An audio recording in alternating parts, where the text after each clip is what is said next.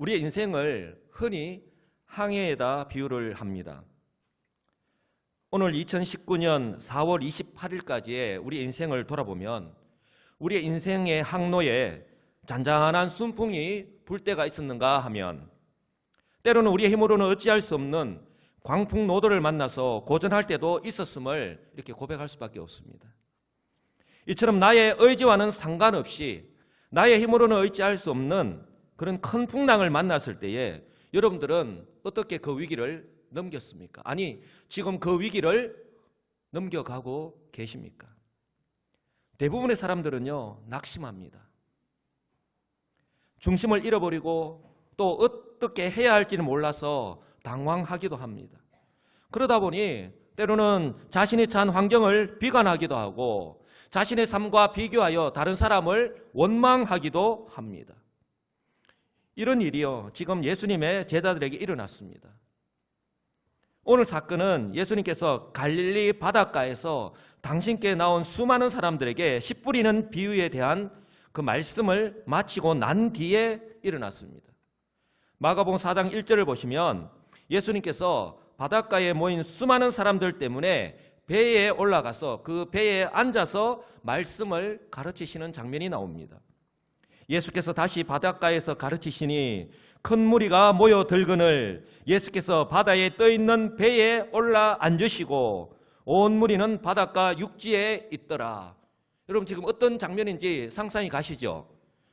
이에 예수께서 여러 가지 비유로 가르치시니 그 가르치신 중에 그들에게 이르시되 들으라, 씨를 뿌리는 자가 뿌리러 나갔어. 이렇게 씨 뿌리는 그 유명한 씨 뿌리는 비유의 말씀을 가르치셨습니다. 이렇게 가르치신 예수님의 강론은요, 해가 질 때까지 계속되셨습니다. 해가 지고 나서야 말씀을 마치신 예수님은 이제 배를 타신 그대로 제자들과 함께 갈릴리 바다 건너편으로 향했습니다. 마가복음 5장 1절에서는요, 이곳이 그라사인의 지방이다.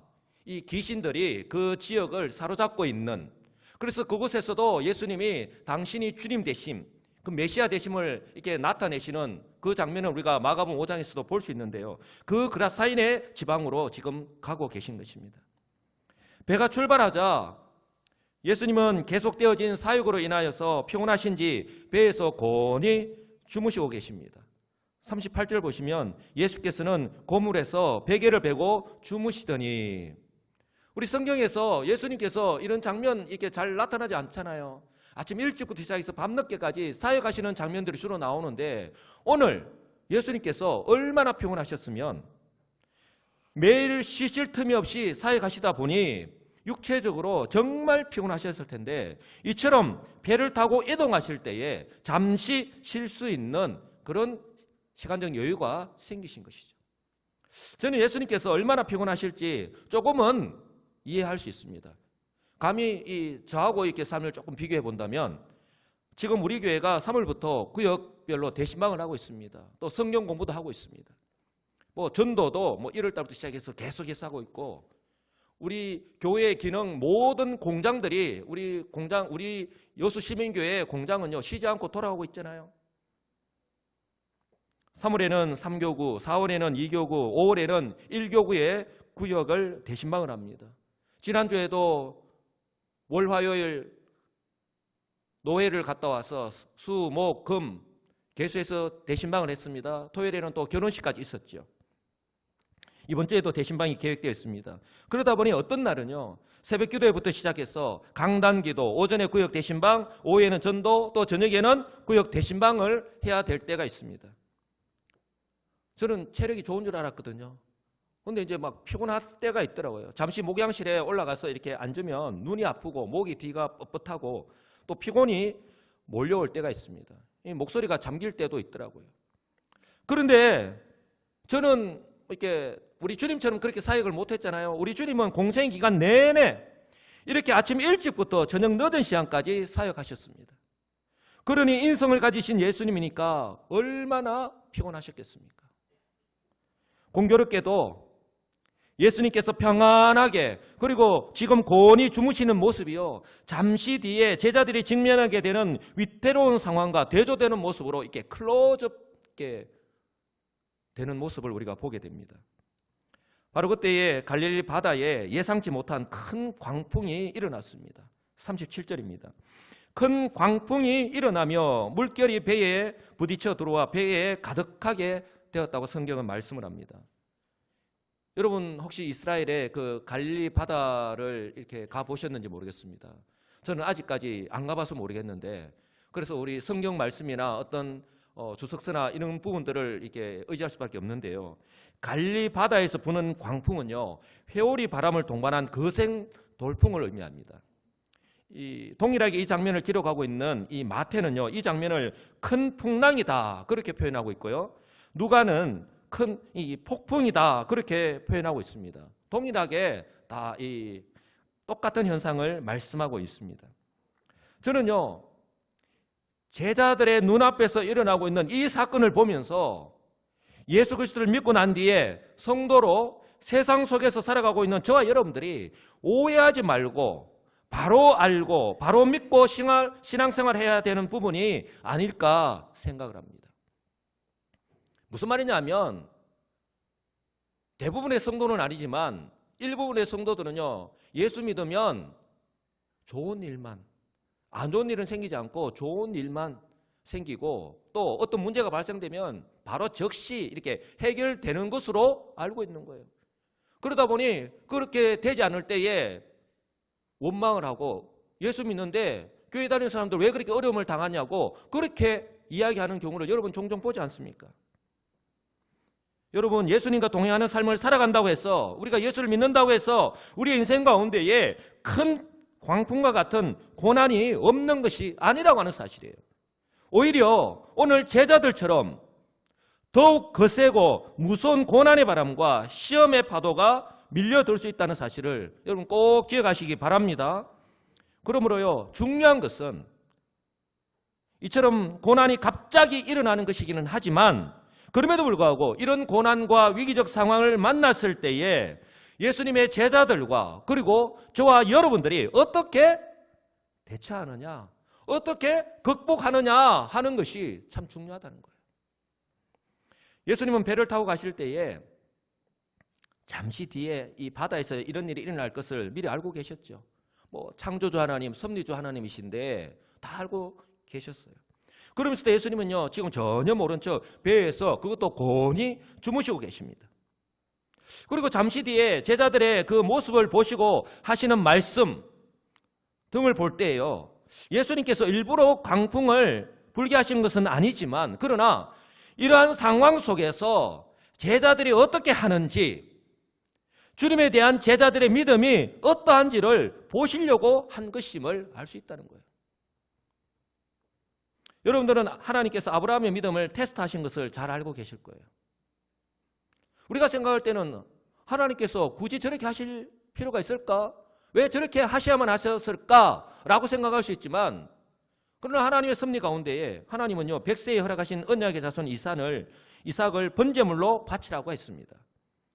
성경을 보면 아브라함이 마치 아무 일도 없는 듯이 순종하고 있지만, 그러나 아브라함에게는요, 일생일대의 큰 위기가 아닐 수가 없습니다. 그러나 아브라함이 끝까지 하나님 말씀에 순종하였을 때에 하나님께서 아브라함에게 이렇게 말씀하셨습니다. 창세기 22장 12절인데요. 사자가 이르시되 그 아이에게 내 손을 대지 말라. 그에게 아무 일도 하지 말라. 내가 내 아들 내 독자까지도 내게 아끼지 아니하였으니 내가 이제야 내가 하나님을 경외하는 줄을 아노라. 아멘. 여기서 우리가 오해하지 말아야 할 것이 있습니다. 하나님께서 아브라함의 믿음을요, 처음으로 이제야 확인했다, 알았다는 것이 아니라 이제는 아브라함에게서 더 이상 믿음의 시험을 하지 않아도 될 만큼 그 믿음을 인정하신다는 거예요. 이런 은혜가 저와 여러분들에게 있기를 주님의 이름으로 간절히 축복합니다. 그리고 아브라함을 축복하시잖아요. 창세기 22장 16절, 여호와께서 이르시기를 내가 나를 가리켜 맹세하노니, 하나님께서 맹세까지 하십니다. 내가 이같이 행하여 내 아들 내 독자도 아끼지 아니하였은즉 내가 내게 큰 복을 주고 내 씨가 크게 번성하여 하늘의 별과 같고 바닷가의 모래와 같게 하리니 내 씨가 그 대적의 성문을 차지하리라. 또 내 씨로 말미암아 천하 만민이 복을 받으리니 이는 내가 나의 말을 준행하였음이니라. 아멘. 결국은 뭡니까? 믿음과 순종이에요. 믿음은 반드시 행함으로 나타나게 돼 있다는 거예요. 오늘 저와 여러분들이 이 아브라함의 믿음과 순종 때문에 바로 하나님께서 말씀하신 대로, 축복하신 그대로 내 씨, 즉 마태복음 1장에서 말씀하고 있듯이 아브라함과 다윗의 자손으로 이 땅에 오신 우리 주 예수 그리스도로 말미암아 하나님의 자녀라는 이 세상의 그 무엇과도 비교할 수 없는 큰 복을 받아 누리는 하나님의 친백성이 되었다고 하는 사실을 믿으시기를 주님의 이름으로 간절히 축복합니다. 바라기는요, 아브라함처럼 결코 쉽지 않은 어떤 고난적 상황이 내 앞에 놓인다 하더라도 하나님을 향한 믿음이 변함이 없으시기를 주님의 이름으로 간절히 축복합니다. 여러분, 이처럼요, 믿음은 반드시 행함으로 나타납니다. 그 어떤 순간이라 할지라도 말입니다. 제자들이 큰 위기를 만났습니다. 그것도 주님과 함께 배를 타고 가다가 지금 주님께서 그들과 함께 계십니다. 그런데 그들이 직면한 것은, 그들이 바라본 것은 그들을 향해서 불어오는 큰 폭풍이었습니다. 더욱이 해가 지고 난 밤이었기 때문에 그 무서움과 두려움이 더했을 거예요. 낮에 큰 폭풍우가 몰려오더라도 얼마나 겁이 났을 텐데 해가 지고 난 뒤에 깜깜했다니까요. 그 밤에 큰 폭풍우가 몰려왔다고 한번 생각을 해보십시오. 강한 파도와 바람 때문에 금방이라도 배가 부서질 것 같습니다. 파도가 높이 치니까 이제 물이 배에 들어와서 고이기 시작했습니다. 이렇게 가다가는 이제 배가 가라앉을 수밖에 없습니다. 자신의 생명까지도 위급한 순간이 되었습니다. 그런데요, 지금 그 배에 타고 있는 예수님의 제자들이 누구입니까? 바닷가에서 자랐고 바다와 함께 살았던 사람들입니다. 그럼에도 불구하고요, 이처럼 전혀 예상치 못한 큰 광풍 앞에서는 그들의 힘으로는 어떻게 할 수 없었습니다. 이처럼 자신의 인생에서 가장 큰 위기를 만난 이런 제자들과 마찬가지로 지금 우리 성도들이 처한 환경이, 오늘 일부 예배를 드리고 있는 우리 성도들이 처한 환경이 마치 제자들처럼 큰 폭풍 한가운데에 있지는 않느냐 하는 것입니다. 아니면 우리 역시 언제 이런 큰 폭풍을 만나게 될지 모르는데 오늘 이러한 위기적 상황 가운데서의 대처하는 제자들의 모습을 보면서 저와 여러분들의 현재의 모습은 어떠한지 한번 돌아볼 수 있기를 간절히 소망합니다. 그리고 우리 역시요, 이처럼 큰 광풍을 만났을 때에 어떻게 해야 하는지, 예수님과 제자들의 그 대화를 통하여 주시는 교훈을 우리 주의 성령의 은혜로 깨닫고 또한 지혜를 얻는 은혜의 시간이 되시기를 간절히 소망합니다. 여러분들도 잘 알다시피 갈릴리 바다는요, 지형상 언제든지 돌풍이 일어날 수 있는 곳입니다. 사방이 산으로 둘러져 있습니다. 수면은 이 지중해보다 약 200m 정도 낮습니다. 그러니 그 북쪽 헬몬산에서 바람이 불 때에 언제든지 소용돌이 현상이 일어날 수밖에 없는 것이죠. 문제는 그 돌풍이 언제 그곳에서 일어날지 모른다고 하는 사실이에요. 그런데 예수님께서 복음 사역을 마치시고 해가 지고 난 뒤에 그 제자들과 함께 갈릴리 바다 건너편으로 배를 타고 가실 때에 그 폭풍이 불기 시작했던 것입니다. 저는 바다에서 이런 경험을 해보지 않았기 때문에 그 순간의 그런 긴박성이나 위험성은요, 직접적으로는 알 수가 없습니다.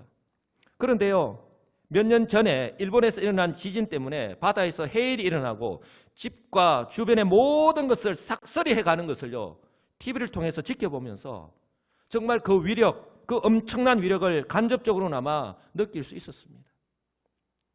이 때문에 오늘 이 성경을 통해서 만나는 제자들의 이 다급하고 또 허둥대는, 그리고 어찌해야 할 바를 알지 못하는 이런 행동들을 뭐 조금이나마 어느 정도는 이해할 수 있을 것 같습니다. 왜냐하면 지금 그들에게는요, 생사가 달린 중요한 문제이기 때문에 그렇습니다. 저와 여러분들이 성도로 세상 속에서 살아가는 삶의 모습 또한 마찬가지가 아닐까 생각을 합니다. 일주일에 한 번 교회에서 만나는 성도들의 모습을 보면 그것도 잠깐 인사밖에 하지 못할 때가 많습니다. 우리 성도님들이 서로를 잘 알지 못하잖아요. 담임 목사인 저 역시 지금 대신방, 작년에는 우리가 개인 신방을 하고 올해는 구역별로 대신방을 하고 있지만 우리 성도님들 일부분은요 주일날에 그냥 잠깐 예배만 마치고 때로는 얼굴도 보지 못한 채 이렇게 돌아갈 때가 너무나도 많지 않습니까? 그러니 마치 우리 성도들의 모습을 보면요 잘 알지 못하기 때문에 저는 그렇다고 봅니다. 마치 멀리서 바라보는 바다처럼 잔잔해 보이고 고요해 보입니다. 무슨 말이냐면 아무런 문제도 없고 어려움도 없어 보입니다. 왜요? 잘 모르니까. 그렇게 보일 수밖에 없겠죠. 그러나 어떻습니까? 가까이 가서 보면 큰 파도, 작은 파도가 바람과 함께 쉴 새 없이 우리 성도들 향해서 이렇게 일렁이고 있는 것을 발견할 수 있습니다. 성장반이나 제자반에서 지금 우리가 말씀 공부를 하잖아요. 이 말씀 공부를 하면서 우리가 삶을 나누게 되는데 또한 제가 우리 신방을 가서 우리 성도들과 이야기를 나누다 보면 대부분의 성도님들이요 인생의 큰 폭풍 때문에 남들이 알지 못하는 그런 눈물을 흘리고 계시고 또한 힘들어하면서 하루하루를 오직 그 하나님의 은혜를 사모하면서 인내하면서 살아가고 계시는 것을 바라보게 되었습니다. 내가 어찌할 수 없는 이 건강의 문제, 이 건강이라고 하는 큰 폭풍우를 만나서 어찌할 바를 알지 못하는 그저 하나님의 치유해 주시는 그 은혜만을 기다리고 있는 성도들을 이렇게 볼 때가 참 많습니다. 그리고 자녀의 문제, 쉽게 이야기할 수 없는 우리 자녀의 문제, 그리고 경제적인 문제, 그리고 참 말 못할 우리 성도들과의 또 사람들과의 그런 관계의 문제에 이르기까지. 그런데요, 우리 성도들이 이렇게 고백을 합니다. 나에게는 이런 일이 생기지 않을 줄 알았다고. 저 역시도 마찬가지입니다. 제 아내가 저 지금 일부 성가대에 앉아 있지만 저도 아내가요 갑상선 암이라는 병에 걸릴 줄은 꿈에도 몰랐습니다. 그래도 제가 목사잖아요. 저는 제가 믿음이 참 좋은 줄 알았습니다. 그런데요, 제가 우리 아내가 갑상선 암에 걸렸다는 소식과 또 수술을 해야 한다는 소식을 듣고 물론 하나님께 모든 것을 맡기고 기도했지만 떨리고 두려운 마음은 어쩔 수가 없더라고요. 수술을 하고 또 이 조직검사 결과를 기다리는데 얼마나 초조하고 긴장이 되든지. 물론 평생을 이 약을 먹어야 하지만 그럼에도 불구하고 우리 하나님의 은혜로 일상생활 하는데 어려움이 없고 또 저를 도와서 교회를 하는데 어려움이 없으니 얼마나 감사한지 모릅니다. 여러분 이처럼요 우리 인생에 있어서 큰 광풍은요 분명 이 제자들에게 있어서 자신의 한계를 뛰어넘은 문제임에 틀림이 없습니다. 그러나 문제는요 이처럼 나의 힘으로 어찌할 수 없는 문제 앞에서의 제자들의 모습이에요. 저와 여러분들의 모습이라고 하는 것입니다. 여러분 제자들은요 말씀으로 귀신을 쫓아내시고 문둥병자도 중풍병자도 온갖 질병을 고치시는 기적을 행하시는 그 주님을 직접 보았어요. 불과 얼마 전까지 지켜보았습니다. 그리고 그 주님과 지금 함께 하고 있습니다. 그런데요 그들은 그 주님을 제대로 알지 못하였고 이게 중요한 거예요. 그 주님을 제대로 알지 못하였고 그러니 제대로 믿지 못하였고 지금 그 주님을 잊고 있었던 거예요. 큰 광풍이라고 하는 그 문제 앞에서 말입니다. 그렇기 때문에 제자들이요 주님께 이렇게 이야기할 수밖에 없었던 것이죠. 38절 제자들이 깨우며 이르되 선생님이요 우리가 죽게 된 것을 돌보지 아니하시나이까? 이걸 쉽게 이야기하면 선생님 지금 뭐 하십니까? 지금 잠이 오십니까? 지금 우리는 지금 죽게 되었는데 선생이라고 하는 분이 이렇게 지금 잠자고 있으면 됩니까? 라는 말이에요. 큰 광풍 앞에서 즉 예상치 못한 큰 문제 앞에서 그들은요 예수님을요 선생님이라고 부르고 있습니다. 이것은 제자들이 상황이 급했기 때문에 순간적으로 나온 말이 아니라 그들이 예수님을 어떻게 생각하고 있는지를 나타내어 주고 있는 거예요. 어떤 분으로 믿고 있느냐 하는 거예요. 이런 측면에서 볼 때 그들은요, 아직도 예수님을 창조주 하나님, 즉 메시아로 알지 못한 상태에 있음을 알 수 있습니다. 그러니 그저 능력이 뛰어나신 선생님 정도로만 여기고 있었던 것이죠. 그러니 그들은요, 자신들을 돌보지 않고 주무시는 그 주님께 원망하면서 무례하게 하소연하고 있는 거예요. 그런데 주님께서 그들에게 책망하시면서 하신 말씀, 바람과 바다를 향해서 꾸짖을 때에 그 바람과 바다가 잔잔하고 고요해지는 것을 우리가 보게 되잖아요. 그 주님이 어떤 분이신가 하는 것을요, 제자들에게 그대로 보여주고 있다는 거예요. 너희들이 아직도 나를 어떤 사람인지 모르느냐? 이제까지 이렇게 믿고 살았더냐? 이 문제 앞에서 나를 잊고 있었느냐? 저 여러분들을 향해도 동일하게 말씀하시는 부분 아닐까요? 제자들이 주님으로부터 책망받은 이유가 무엇입니까? 주님의 이 말씀이 바로 제자들의 믿음의 현주소를 그대로 보여주고 있기 때문은 아닐까 싶습니다. 40절입니다. 한번 다 같이 읽어보겠습니다. 어찌하여 이렇게 무서워하느냐? 너희가 어찌 믿음이 없느냐? 어찌 믿음이 없느냐? 아직도 나를 믿지 못하느냐? 하는 거예요. 여기서의 믿음은요, 제자들이 예수님을 어떤 분이신가 하는 것과 또한 예수님께서 행하실 능력을 믿는 것을 말하는 거예요. 저와 여러분들은 예수님을 어떤 분으로 알고 계시고 어떤 분으로 믿고 계십니까? 그 믿음이 결국은 우리의 삶을 좌우하거든요.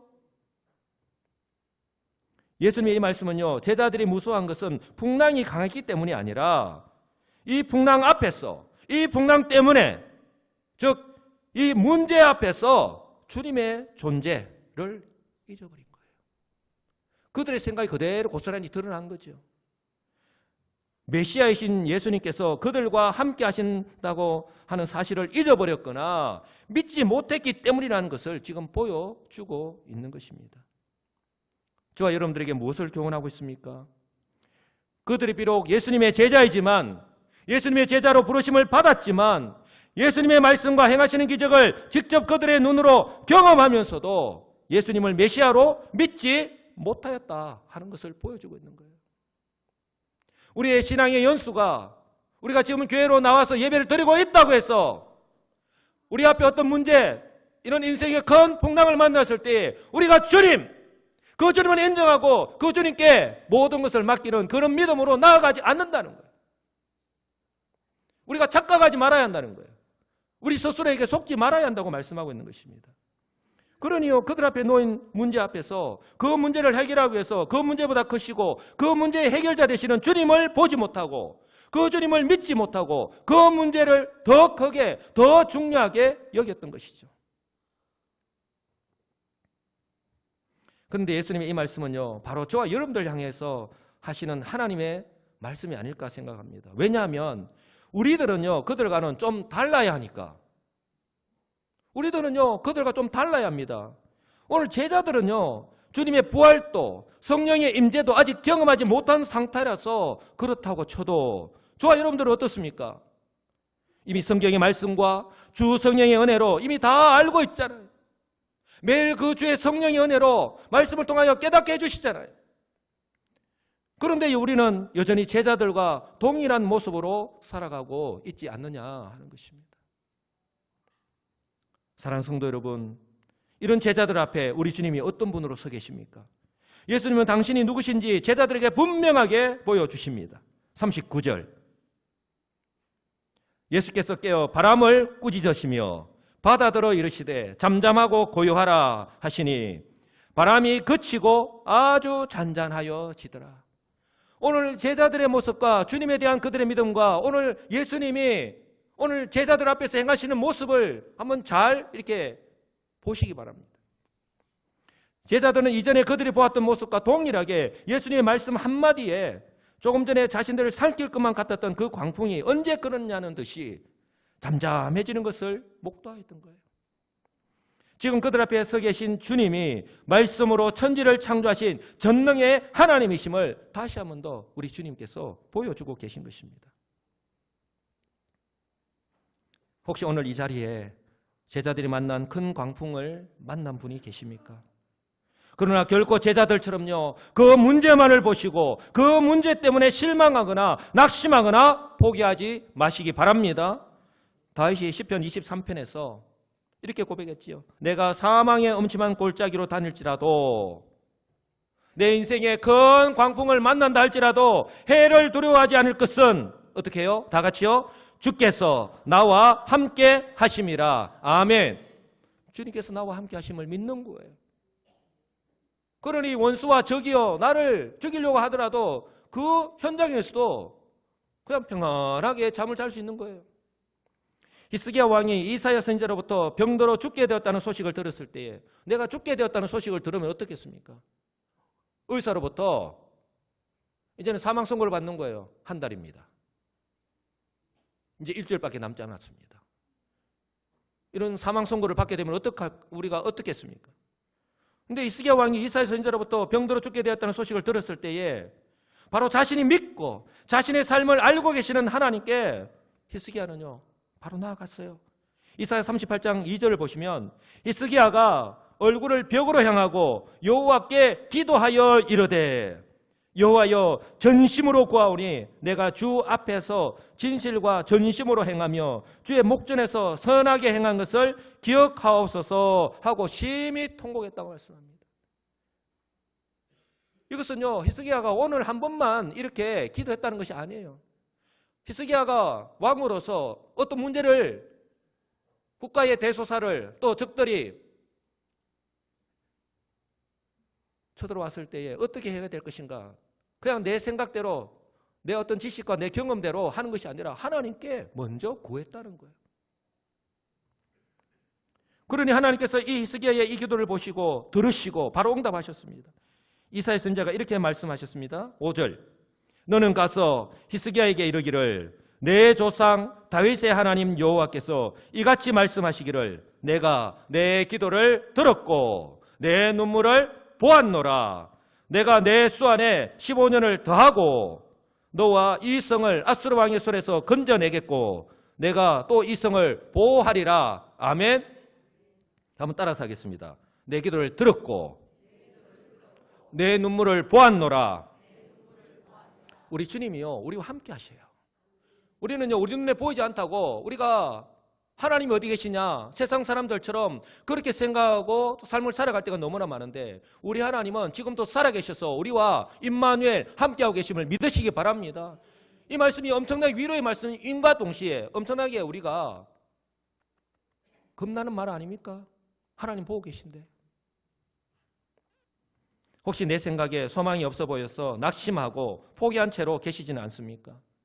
다윗이나 히스기야 왕의 이야기를 단순히 기록된 성경의 말씀으로만 여길 것이 아니라 그때나 지금이나 동일하게 살아계신 하나님께서 지금 또 나와 함께하고 계시고 나에게 말씀하고 계신다는 사실을 확신하시기를 주님의 이름으로 간절히 축복합니다.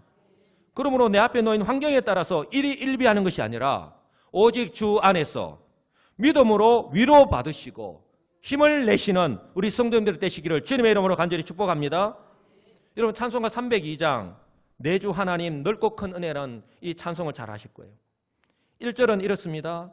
내 주 하나님 넓고 큰 은혜는 저 큰 바다보다 깊다. 너 곧 닷줄을 끌러 깊은 대로 저 한가운데 가보라. 2절은요 이렇습니다.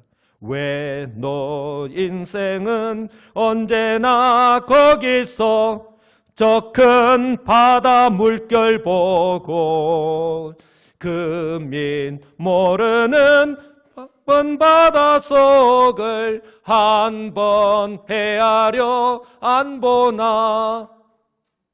혹시 여러분 3절의 가사가 나에게 해당되는 것은 아닌지 한번 보시기 바랍니다. 많은 사람이 얕은 물가에서 저 큰 바다 가려다가 찰싹거리는 작은 파도 보고 마음 약하여 못 가네. 혹시 내 모습 아닙니까? 마지막 4절입니다. 마지막 4절 우리 다 같이 불러보겠습니다. 자, 곧 가거라, 이제 곧 가거라, 저 큰 은혜 바다 향해. 자, 곧 내 너를 저 깊은 데로 가라, 망망한 바다로. 언덕을 떠나서 창파에 빼띄워 내 주 예수 은혜의 바다로 내 맘껏 져가라. 아멘. 여러분, 이런 은혜의 삶, 이런 믿음의 삶을 살아가시는 저와 여러분들이 되시기를 주님의 이름으로 간절히 축복합니다. 저와 여러분들의 인생 가운데요, 언제든지 예상치 못한 큰 고난을 만날 수 있습니다. 바라기는 그때예요. 지금처럼 문제가 너무 커서 그 문제에만 집중하여서 환경을 탓하고 주님을 향한 믿음마저 놓쳐버리는 어리석은 자가 아니라 다윗처럼, 히스기야처럼 지금 내가 처한 문제를 잘 알고 계실 뿐만 아니라 해결해 주실 능력을 가지고 계시는 주님을 언제나 어떤 상황 속에서도 변함없이 믿고 의지하시는 성숙한 성도들이 다 되시기를 주님의 이름으로 간절히 축복합니다. 여러분, 이것을 꼭 기억합시다. 여러분, 이것을 꼭 기억합시다. 작은 문제 앞에서 바로 선 믿음은요, 큰 문제 앞에서도 결코 흔들림이 없습니다. 기도하겠습니다.